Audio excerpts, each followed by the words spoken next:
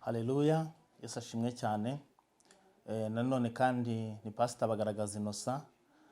Turabaramukije mu izina rya Yesu, twongera kubaha ikaze ku Migabane 2 TV, aho mukomeje kuzajya mudukurikirana mu ivugabutumwa, mu biganiro, mu buhamya butandukanye.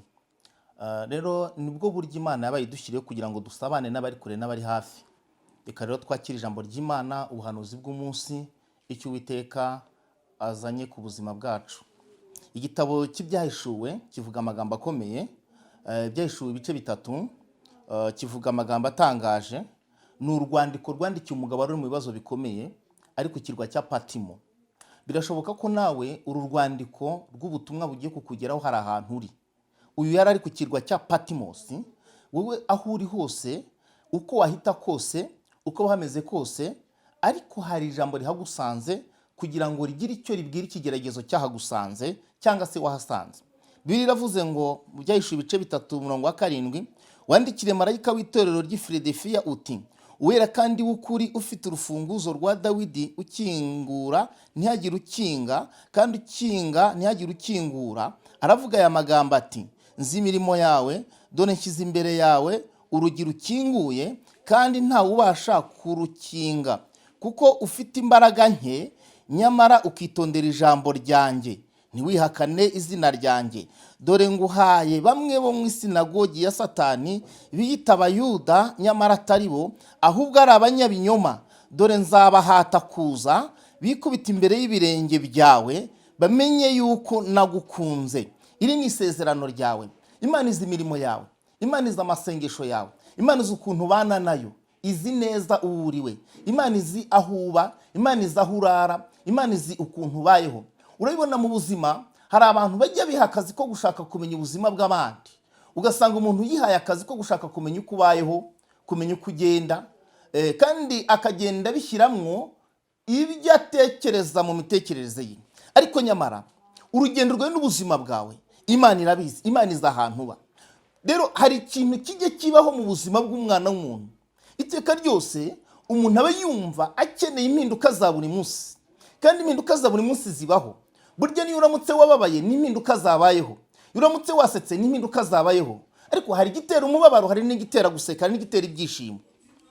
Imana iguha isezerano, irakubwira ngo kuko wakunze ijambo ryayo, kubera ko utagiye kure y'ijambo ryayo, kubera ko utagiye kure y'umuhamagaro wayo, kubera ko utagiye kure y'icyo mwavuganye nayo, iraje mu buzima bwawe. Kandi hari icyo yabonye hari wowe utabonye.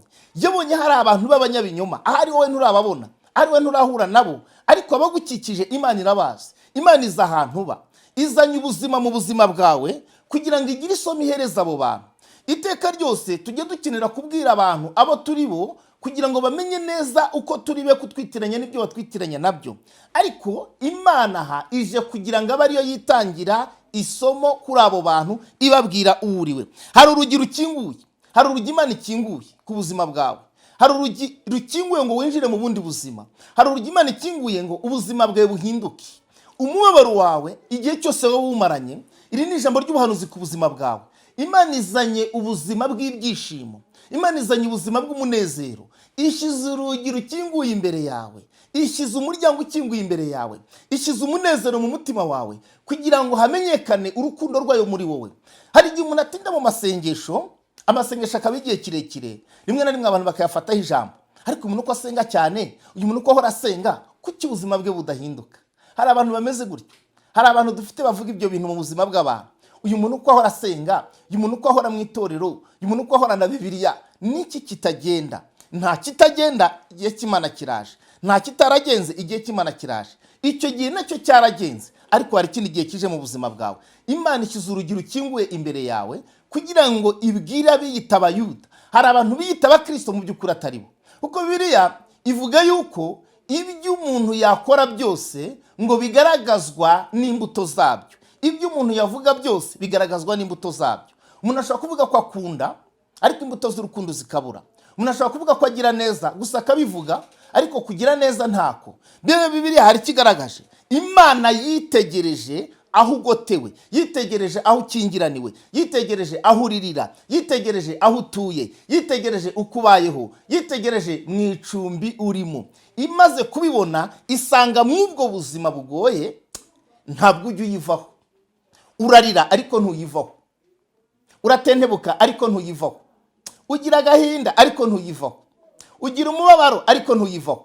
Rero iguhaye isezerano ngo kuko witondeye iryo jambo ukarigumana, ukarira urifite, ukarigumana mu bitutsi, ukarigumana mu maganya, ukarigumana mu bukene, Imana ije kuguha impozamarira, ije gushyira urugi rukinguye ku buzima bwawe kugira ngo igutware ahandi hantu ugomba kugira uko ugaragara.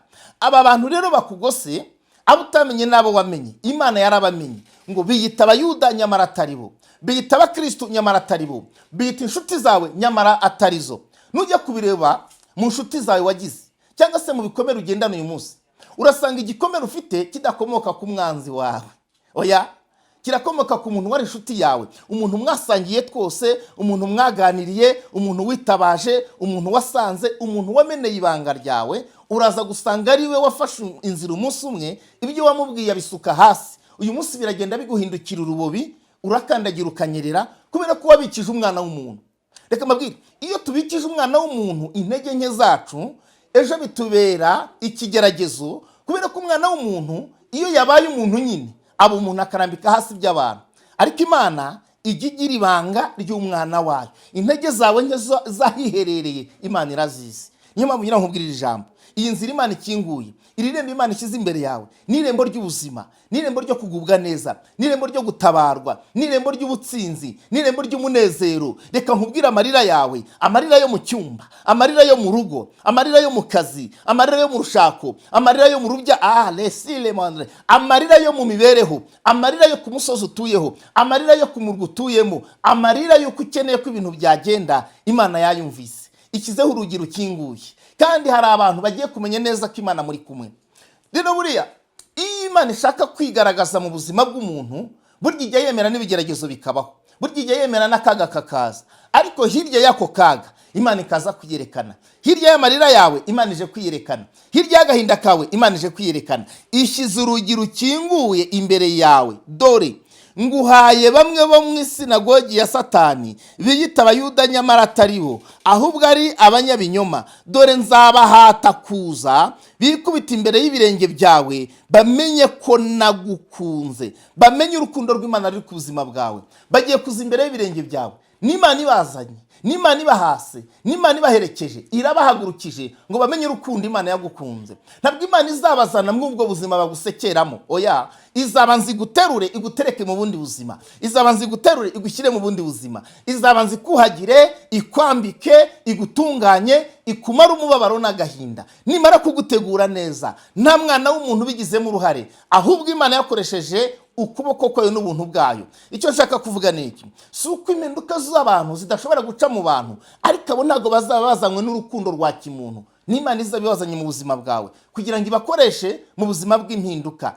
Noneho umunsi umwe rero Imana ngo izahata bariya abantu bose bakwiyoberanyijeho, ibazana imbere yawe, ize kubereka urukundo rwayo rukugose, ize kubereka ubuntu bwayo bukugose. Icyo gihe uzahabwa ijambo, icyo gihe uzafata ijambo, uzavuga byumvikane, uzaseka bavuge ngo arasetse, uzambara uberwe, uzarya musinzire, uzatumira abakwitabe, kubera ko Imana izabikumaza umubabaro. Iyo runo rugi rwakinguwe, rugakingurwa n'Imana, haleluya, runo rugi rwakinguwe n'Imana, ni urugi rw'amateka y'ubuzima bwawe. Nimba ari Imana ikinguye ubuzima bwawe, nta muntu ubasha kuza kurukinga. Hari urugi wakinguriwe n'ababyeyi, umunsi umwe mutahuje mu byo bumvaga ukeneye kubamo, bararufunga. Ahari hari umuvandimwe wagukingurira urugi rwo kuriha amashuri, umunsi umwe binyuze mu nyungu ze bwite guhuza biranga, ararukinga. Ahari hari umuryango ugeze ukingurirwa n'umugabo wawe, rero ati rero ndagira ngo wa mudamu we ugire ikintu ukora, umunsi umwe muracabiranyamo gato bituma rufunga.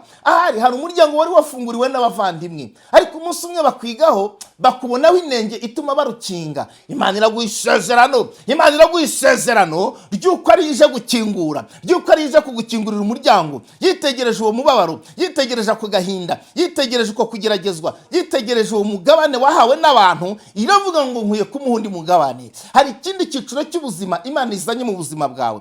Igihe umaze urira ntigikuraho isezerano ry'Imana, ntabwo gikuraho icyo Imana yavuze ku buzima bwawe. Rero reka nkuhumurize nkubwirire ijambo kandi uryakire nk'ijambo ry'ubuhanuzi. Nimba bishoboka injira mu cyumba cyawe,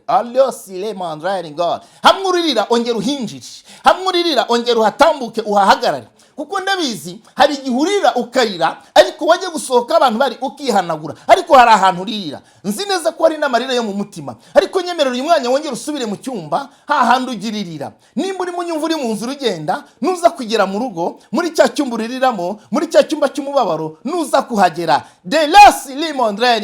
uhagere ubwire Imana ngo Mana, namenye neza ko washyize urugi rukinguye imbere y'ubuzima bwanjye, namenye neza ko atari igihe cyo kurira, namenye neza ko ari igihe cyo guhozwa. Nutangira kuvuga ayo magambo uyavugana umutima uramya Imana, uti Imana, urukundo rwawe wohereje ku buzima bwanjye ndashaka kuruturamo ubuzima bwanjye bwose, ndashaka kururyamamo ubuzima bwanjye bwose, ndashaka kurugenderamo ubuzima bwanjye bwose, kuko ni isezerano ry'ubuzima bwawe. Umubabaro wawe Imana irawuzinze kandi kuzinguriye umunezero. Ntabwo byari byoroheye Yohana ku kirwa cya Patimo, yari mu buzima bugoye, ariko azanwaho amakuru y'ijuru, azanwaho amakuru y'umunezero. Noneho ntiyahinduka ye gusa, ahinduka na yacu uyu munsi wa none. Atangira guhumuriza abantu kandi ari mu mibabaro. Iyo wamaze gukingurirwa umuryango n'Uwiteka, utangira guhumuriza abantu kandi uri mu gahinda, utangira guhumuriza abantu kandi uri mu kugeragezwa, kubera ko mu kugeragezwa kwawe uba uri kumwe na Kristo, mu kugeragezwa kwawe uba uri kumwe n'Imana. Niyo mpamvu Pawulo yavuze ngo niyo tugize ibyago ntiturira nk'abandi batamenya Imana. Kumenya Imana ni ikintu gikomeye, kwizera Imana ni ikintu gikomeye, kugendana n'Imana ni ikintu gikomeye. Reka nkubwire wowe unteze amatwi, urugi nurukinguke. Ariko nyemerera dukingure runo rugi mu buryo bwo kwizera. Ariko kingura uyu muryango wari waranze gukinguka, hagarara mu butwari ngo Imana yavuze ngo rugomba gukinguka. Nimba ari umuryango w'akazi ugomba gukinguka, umuryango w'urushako ugomba gukinguka, umuryango wo gutera imbere ugomba gukinguka, umuryango w'urubyaro umuryango w'urubyaro ugomba gukinguka. Ahubwo urashaka impanga, kingura. Imana yacu iyo ikinguye impanga ziraza, iz'abahungu n'iz'abakobwa. Wowe ukeneye umwana muri uru buhanuzi Imana imanuye, reka uyu muryango ukinguke. Fata ku nda yawe duhanurire inda yakira urubyaro, kubera ko ukeneye urubyaro kandi uriza amarira menshi. Uravuga ngo warasenze waratambutse, hura n'iri sezerano, hura n'ubu buhanuzi. Reka inda yawe yakira umugisha wo kwakira urubyaro, reka inda yawe yakira umugisha wo kwakira urubyaro, reka ibibero byakira umugisha wo gukikira abana, reka uyu mugongo wakira umugisha wo guheka umwana. Birashoboka Imana yakinguye, birashoboka Imana yakinguye. Nta myaka ihari utagomba kubyara kandi Imana yavuze ngo irakinguye. Nta gihe gihari wataye cyo kwinjira mu masezerano kandi Imana yakinguye. Ahari birashoboka ko ari ukugira ngo uve mu buzima bw'ahantu ubaye kuko hakugoye ujya ahandi hantu. Hari ahantu wasabye Imana, hari ahantu wasabye Imana ho gutura, hari ahantu wasabye Imana ho kuba. Reka nkubwire, umuryango wakingutse, umuryango wakingutse. Akira umugabane wo gukingurirwa umuryango, akira umugabane wo gukingurirwa umuryango kugira ngo winjire mu masezerano yawe. Akira umugabane wo gukingurirwa umuryango kugira ngo abantu bavuge irindi jambo ritandukanye n'iryo bavuze mu gihe gishize. Nimba ushize baravuze bakujomba bya bindi bita ngo ni ibikwasi, ngo ni amahwa, ngo ni ibindi, ntacyo bitwaye, uracyahumeka. Iki ni igihe cyawe cyo guhindurirwa amateka kugira ngo abo bantu baze bongere bakubone. Imana igiye kongera kukwerekana, Imana igiye kongera kukwerekana. Irakwerekanye we, irakwerekanye mu rukundo rwayo, ikwerekanye udafite inkovu, ikwerekanye udafite umunkanyari, ikwerekanye kubw'isezerano ryayo, kuko ari Imana ishobora byose. Imana iguha umugisha we wakiriye ubutumwa, Imana iguha umugisha we wakiriye ubuhanuzi, Imana iguha umugisha we wakiriye uku kugirirwa neza n'Imana muri ubu buhanuzi. Amahoro y'Imana atwarire mu mutima wawe. Data mwiza Uwiteka, ndambuye ikiganza kuri uyu muntu wese wumvise ubu butumwa bwo gukingurirwa umuryango kugira ngo amateka y'ubuzima bwahindurwe n'isezerano rikingura umuryango wa buri kintu cyose wifuzaga. Uwiteka arawukinguye, nawe akira umugabane Imana iguhaye mu izina rya Yesu Kristo, amen.